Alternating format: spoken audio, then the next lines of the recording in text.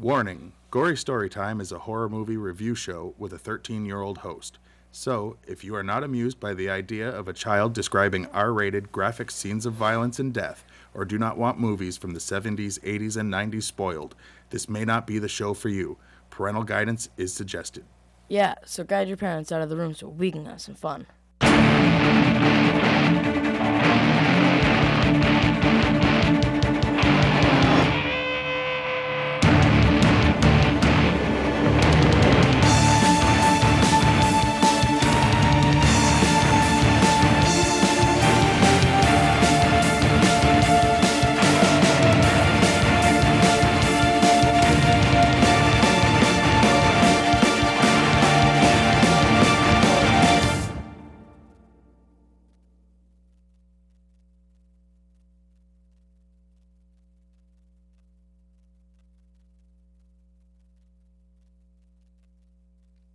Welcome to Gory Story Time. I'm Jason. And I'm Craig, his father. And This is the show where we review horror movies from the 70s, 80s, and 90s. Well, and on.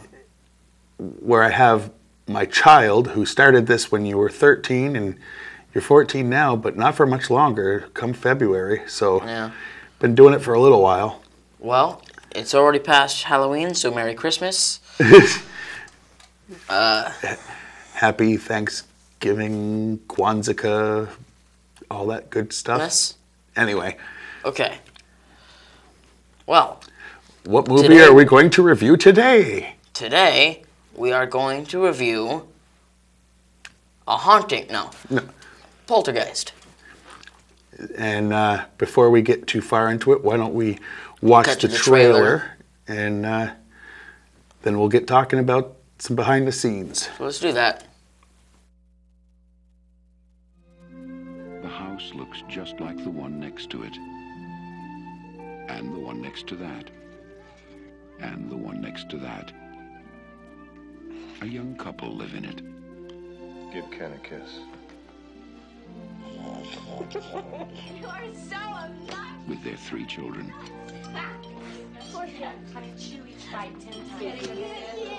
And something more.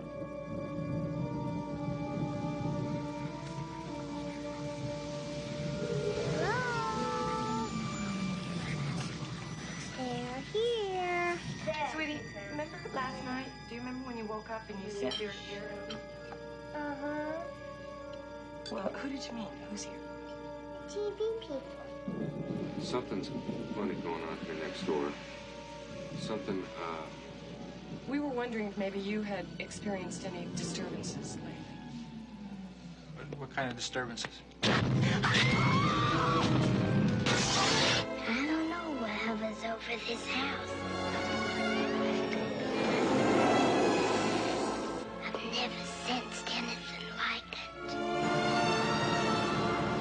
That thing is in there with my baby! They're hundreds. Now Steven Spielberg crosses a frightening new threshold into a world within our own. Its form is revealed. what is it? Its focus is clear. And the games are over.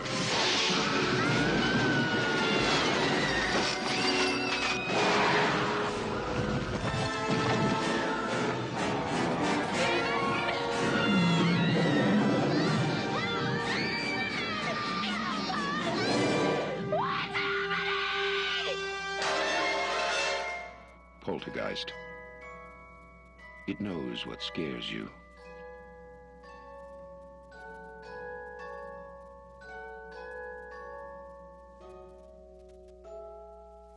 Well, all right. So, for those of the people who haven't seen it, we should probably get a little description of what the movie's about. But first, we have to pay homage to our real sponsors. Yes. Real, that exist in the world. And they came to us because they knew that only we would be able to get it across to the world. Gory Story Time is brought to you by Poltergeist Tree Removal.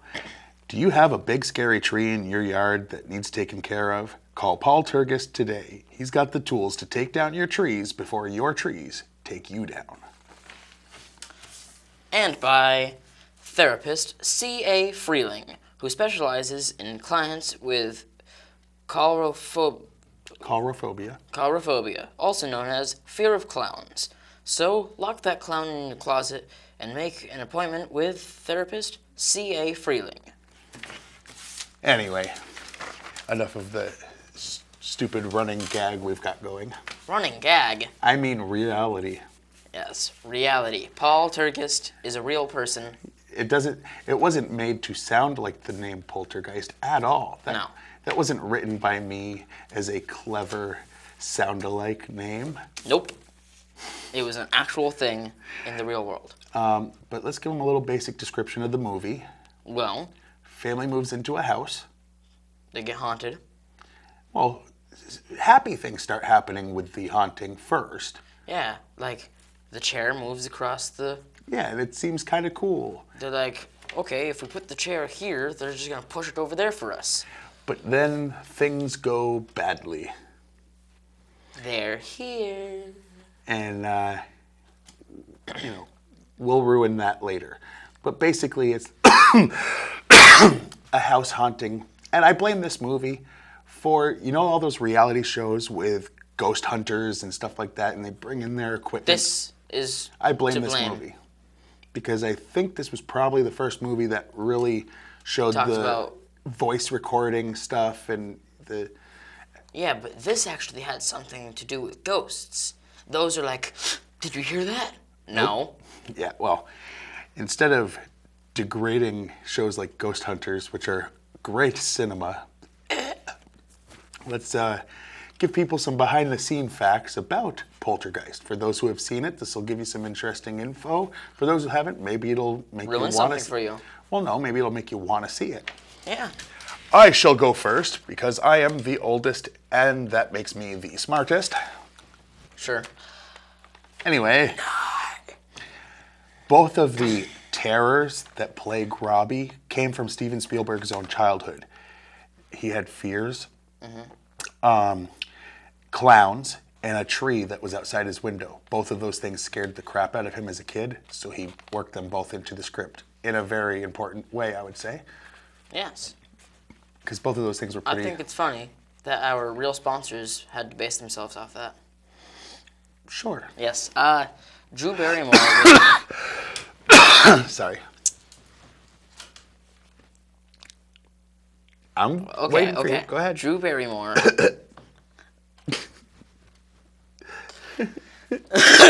Okay. Drew Barrymore was considered for the role of Carol Ann, but Steven Spielberg wanted someone more angelic.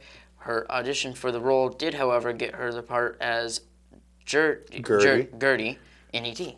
Short for Gertrude. Gertie. Gertie. Yeah. The production crew used real skeletons because they cost less than plastic ones. This is the second movie we've reviewed that had that as a fact. Oh my goodness. You remember that, right? That is scary. What was the other one? I can't remember off the top of my head, but another movie that we reviewed did say that they had to use real skeletons because they were cheaper. That's scary. Anyway. Okay. The hands that pull the flesh off the private investigator's face in the bathroom mirror are Steven Spielberg's. And slow down when you speak, and speak up. Okay. The only scene that scared Heather O'Rourke while filming was when she had to hold onto the headboard while a wind machine blew toys into the closet behind her. She actually broke down crying. Steven Spielberg stopped everything, held her in his arms, and promised she would not have to retake that scene. They just used the footage they got of her crying and screaming, and then just... Because it was actually crying and screaming. And they never made her do a second take because he felt really bad that she actually was frightened. Wow. That's her, right? Yeah. Okay. In real life, Heather O'Rourke, who played Carol Ann, and Dominique Dunn, who played the older sister, are buried in the same cemetery. Dunn was strangled to death by her boyfriend at her parents' doorstep in 1982, the year of the movie's release, and Heather died in died 6 years later filming the third Poltergeist of intestinal stenosis. And slow down so that you can not stumble over words and speak up. Remember when I said that the last one? I tried. No, you didn't. Okay. Whatever.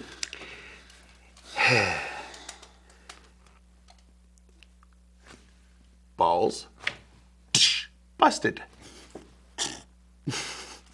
Anyway, let's see. The house that was used in... Really? Yep.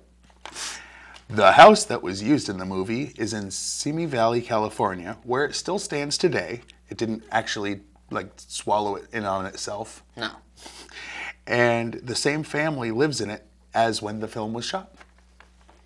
The Freelings? Yeah, the Freelings. The fake characters from the movie still live there. Yes, they do. Next. The clown puppet used in the movie is on display at the Planet Hollywood and Caesar's Palace in Las Vegas. Was that better? Yes. Okay. Heather O'Rourke kept the pet goldfish from the movie. Remember when she was overfeeding the goldfish? Oh, it didn't die? She wasn't really shaking any food into it. Oh. PETA wouldn't allow you to murder a fish for a scene in a movie? Did PETA exist then? Yeah. Okay. The film originally got an R rating, but the filmmakers protested and got it changed to a PG. The PG-13 rating didn't exist yet. True. The scene where Diane is attacked by something invisible in her room was filmed on a rotating box with a stationary camera. This gave the appearance of her being dragged up the wall and across the ceiling. This was the same thing that was used in A Nightmare on Elm Street and other movies. Yes, I love that effect. Only because it's actually a spinning room. She's actually on where the ceiling is. Yeah, it's not digitally put there. She's not... Practical effects are always better. Well, and she's not being held up by wires, and she can make it look like she's really being dragged across the ceiling. Yeah. It's awesome. Practical effects always make the movie a little bit better. Well, because then when you watch it, it doesn't look like they faked it. Right, because they didn't. Well, at that point, the ceiling was the floor, so they kind of faked it. Whatever. At about 34 minutes, there is a bad jump cut from Diane explaining to Steven how it feels to be pulled across the floor by a spirit. It stops mid-sentence and cuts to the neighbor's doorstep. It was cut because Steven says he hates Pizza Hut, and then the scene was edited badly when Pizza Hut complained. Which, unless Pizza Hut was paying to have their pizzas in it, they shouldn't have had anything to say, but whatever. This was one of the very rare times Steven Spielberg has a writing credit on one of his movies. He usually doesn't have a credit for writing. The word poltergeist is German for noisy ghost. I almost said nosy. I'm assuming Geist would be ghost. Yeah. A lot of words tend to sound, Germanic words and English words could be similar sounding. Yeah. Ghost, Geist. And I guess polter means noisy. Those sound the same too. Not really. The cemetery scene where Steve was talking to his boss. Yeah. The cemetery had a tree in front of it that was identical to the tree outside the Freeling's house. That was a subtle way that they were letting you know the house was built on a cemetery. It was like a hint put in there. The tree that ate Robbie, or attempted to eat Robbie. Yeah. But it was an identical tree. Because it was the same tree? No. No? No, because they already lived in the house, had a tree there. Then there was another scene where they're at a cemetery where he's like, we're going to build over here too, and we're just going to move the graves to somewhere else. And that's... messed up. It was their way of hinting that they were on a cemetery. Okay. In 2008, Craig T. Nelson did a DirecTV ad with footage from the film. Carol Ann walks to the TV and says, "They're here." He pops up and says, "Oh no, honey, we just forgot to switch to DirecTV." That static is because we have cable. It ends with him saying, "Not getting rid of cable, now that's gonna haunt me." And there was a controversy about that, where people complained, saying, you used the actual footage of the little girl from the movie, and she died, and how dare you, just to advertise your product, and blah, blah, blah. But the family of the little girl had gave their okay for the commercial, and said, officially, they came out and said, look, we're just happy people wanted to, like, remember our daughter. Yeah.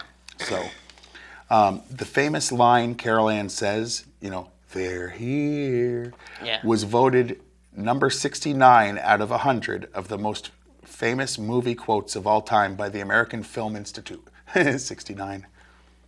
Child. Shame on you. Your turn. Okay, Spielberg worked on this and E.T. back to back, and they were released 1 week apart. Poltergeist on June 4th, E.T. on June 11th, 1982. Spielberg has said if E.T. was a whisper, then Poltergeist was a scream. And they're both very classic movies, very different age groups. Very good movies. Yeah, absolutely.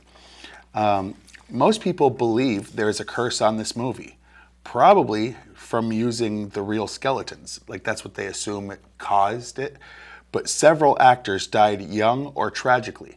In 2009, one of the guys was stabbed to death in his home. The older sister was choked to death by her, left for brain dead and died 5 days later, but strangled until she was brain dead outside her house. The little girl, while filming the third one, she died of a disease. Like, Craig T. Nelson has no career now, so that's dead. Okay, that one doesn't count. No, it doesn't. Because he was very famous in a show called Coach, and not that long ago was in the show Parenthood, so. He's still alive? Yeah. Okay. I was saying his career was the death there. Oh, well. But okay. Well, then he did have a couple big things since this, because no one knew who he was at the time, and then he became a character named Coach. And his sidekick on Coach was a character named Dauber, played by the same guy who plays Patrick Star on SpongeBob. Unrelated to this information for this show at all, but just a random thing that I felt should fly from my face into your ear holes. Okay. Next. Poltergeist came about after Steven's failed attempt to a Close Encounters of the Third Kind sequel. So, since that didn't work out, this was what he did. Stephen King was approached to write the script. It would have been the first time King wrote directly for the screen, but the parties could not agree on terms. It would have been interesting to have Stephen and Stephen, both spelled differently. Yeah, S-T-E-V-E-N and S-T-U-E-N. Yeah. But anyway. Well. Excuse me. So, let's get into favorite scenes, least favorite scenes. What was your favorite scene of Poltergeist? My favorite scene was the scene where she goes up to this TV and says they're here. Just the classic thing where she turns around. Only because it's like wicked creepy. If that was the first time I had seen the movie, I would have probably been scared. Because that's creepy. That wasn't the first time you saw the movie? That wasn't the first time. That was the first time you saw it from beginning to end? No. Yes, because you kept falling asleep every time I tried to get you to watch it. Oh, it's such a good movie. It is, though. Yeah, but you kept sleeping. Oh, well. That's not the first time you saw that scene, but it was the first time you made it to the end part. Well, in order. That's what you call watching a movie, is you started at the beginning, you watch the stuff in the middle. When the end credits come up, you have finished. Okay. And unless it's a Marvel movie, then there's more. Usually 2 more. But anyway. You were saying. My favorite scene, I'm going to have to say, was probably the scene where she was being dragged up onto the ceiling. Yeah. Because the practical effect of the spinning room to make it look like she's being dragged onto the ceiling by an invisible force is realistic.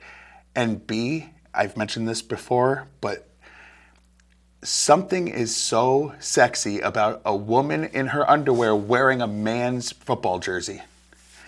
I don't know what it is, but it's always been very hot to me to see a woman wearing her boyfriend or husband's football jersey and a pair of white socks and some panties.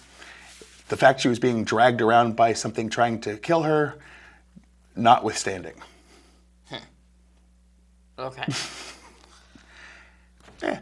My least favorite scene, well, it wasn't a scene. It was the character lady at the end that cleaned the house. Okay, well, then don't watch the sequels. Nope, I'm not planning on it. You should, they're good. And she's in them. Yeah, I didn't like her. She's very creepy in an episode of Tales from the Crypt also. I would believe Where it. she has a daughter in that this? is her exact size and shape and wears a mask, so people aren't sure if it's really a daughter or her thinking she's a little girl. But that's a different horror-related thing. Yes, I just didn't like her. Because, Her I voice, cleansed the house. And her voice. It was annoying. But I cleansed the house. And then then they more start happens. getting ripped apart again. My least favorite thing, since that was yours, was probably when the stupid paranormal investigators showed up, and the guy was trying to brag about the stuff they've caught on tape. He goes, "We were at a haunted place once, and there was a Matchbox car that went from one side of the room all the way to the other, and we caught it on film. It took all day." And 7 hours. Craig T. Nelson looked at him and goes, "What do you mean?" It's like, well, you couldn't see it with the naked eye, but on a time-lapse camera, you could see that it was moving slowly across the room. And he just looked at him like, really? Opens the door and things are spinning and flying. And yeah. What bugged me about it wasn't the spinning and flying or the look on Craig Nelson's face. It was specifically, I got so annoyed by these people who thought they knew about ghosts. That's why I don't watch Ghost Hunters and all those nonsense shows. They know nothing about ghosts. They're like, we have a box that goes bleep, bloop, blop, and that means there's a ghost here. No, what you did was set up a box that makes noises. There's no scientific information that explains that box having anything to do with paranormal anything. It's nonsense. Yes. And if people don't believe me, they can watch a very special episode of a series. I'll call it by its initials. Penn and Teller had a series on Showtime. If you have Showtime, you can watch it on demand. Still, it's called BS. Yep. They call it the actual word, but and they have a whole episode about paranormal investigators and how none of their equipment means anything and none of them are doing anything scientific whatsoever. And every episode of those shows, it's like, did you hear that? No. Like, they never catch anything on film, ever. No, because they can't. So, Yeah, anyway, BS, so I guess baloney and Swiss. yes, but no, I have to say that's my big problem with it was that those characters, because I know that a lot of those shows that irk me were inspired by characters in a movie. Because you know what's real? Movies. Oh wait, No. nope. So anyway, what would you rate this movie on a scale of 1 to 10? 9. A 9? Yes. I'm going to agree with you. I'm going to say a 9 myself because It was a great movie. it's definitely creepy. I only take 1 point off because of You the don't lady like at the the lady, end. but I like her. But whatever. She was just annoying. Well, no, you have your own opinion. Yeah. That's the way this works. That's why we both get to talk about our least and most favorite scenes. And is there anything else you want to really say about the movie? Well, if you haven't seen it, watch it. It's not a waste of time. It's a really good movie.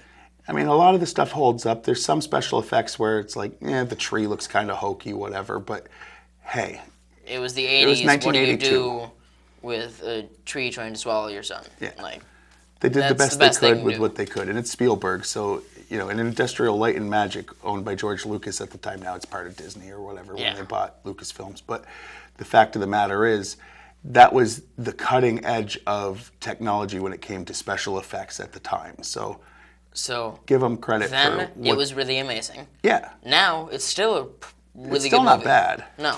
I mean, you just have to get past the fact that the special effects nowadays Or they the would, 80s. Well, I haven't watched the remake because I have no interest in a lot of remakes because A, most of them are garbage, and B, I heard this one specifically was garbage. Yeah. So, Like, but I'm don't sure they watch- did a lot of it with special effects. You know what I mean? Yeah, CG, which, Or, like, that's what I meant, CGI, because they had special effects. It was just practical. yeah. But anyway, so please watch Gory Story Time. It's on Tuesdays and Saturdays here on Fact TV, Channel 8 at 9 p.m. both days. Or Fact8.com. Yep, see fact8.com. Also like Fact TV on Facebook. And we have an email address. Which is gorystorytime@yahoo.com. Send us questions, comments, whatever about... Ideas of movies to do. Yeah, if you have any questions about, like, your son's done this since he was 13, why are you allowing him to watch R-rated horror complaints. movies? Or, you know, yeah, if there's any Ideas movies of you want us to review, you want to see what a younger kid has to say about maybe an older horror movie or something. I don't care. Like, Yeah. would love the ideas. So, Until next time, I'm your host, Jason. I'm his co-host, Craig. And sweet dreams. Sweet dreams.